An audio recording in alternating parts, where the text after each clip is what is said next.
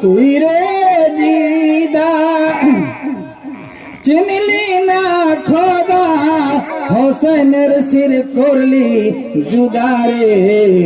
Medina করলি খালি কে ভাঙলো রে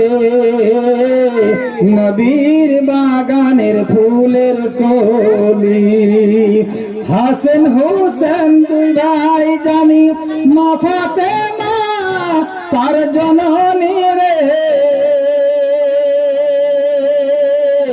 হাসান হোসেন দুই ভাই জানি মা ফাতেমা তার জননী রে